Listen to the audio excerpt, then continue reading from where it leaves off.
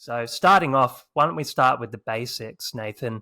What are bidding strategies in the context of Google Ads? Yeah, so bidding strategies are the way that you set up a campaign and you let the campaign decide as to how it's going to allocate the bid at auction when you go and serve an ad to the end user.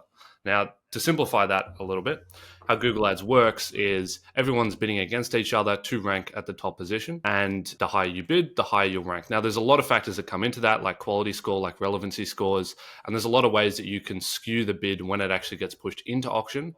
But what we're talking about here is before the bid goes into auction, what bid are you going to allocate to an end user? Bidding strategies allow you to change that bid dynamically depending on the end user. Now, whether they're likely to purchase from you, whether they're likely to become a lead, whether they fit the target demographic of your particular target demographic of your products or your business.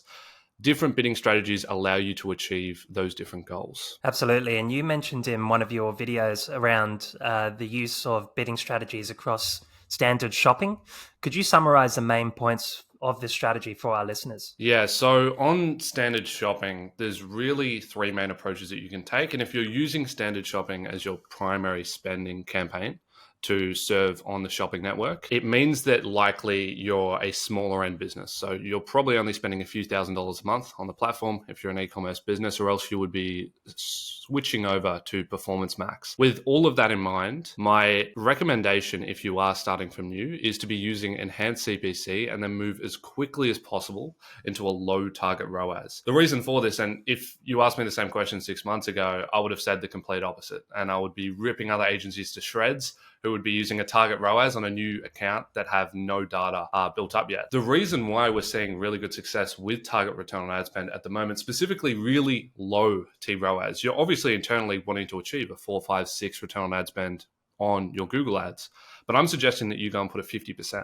target return on ad spend on that campaign, or even a 100%. And the reason being is that it bids almost identical to if you were using manual CPC. However, it has a built-in negative keywording list.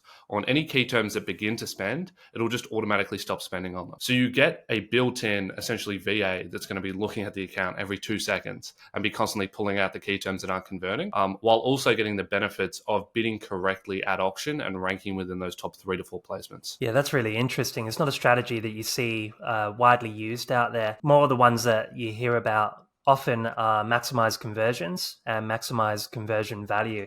Can you break down the differences and the potential benefits between these two? Yeah, so I did a video on this week when it comes to maximize conversions and maximize conversion value. Maximize conversions was really built for lead generation businesses. Now, internally, we don't work with lead generation businesses, so we pretty much never recommend to use maximize conversions. And the reason for that, the reason why we don't recommend using it if you're an e-commerce based business, is because of 2 negative externalities that occur when you use that bidding strategy. The first one being that it's much easier to sell $210 products than it is to sell $200 $5,000 products. And so what's going to end up happening is a campaign will always optimize towards pushing the cheapest products that you have within your data feed. Evidently, the cheapest products are also going to attract cheaper consumers who are more price orientated.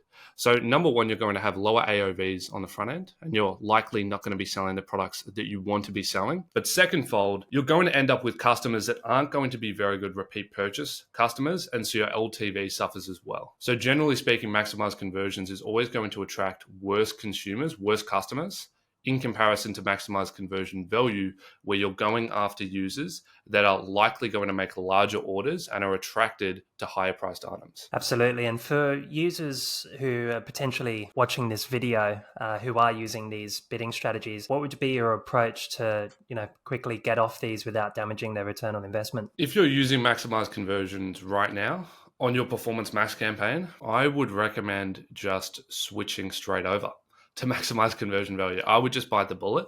You'll see a 2 to 3 week learning lull. It won't be anything crazy. Your campaign isn't going to dip by more than 50%. There will be a dip nonetheless.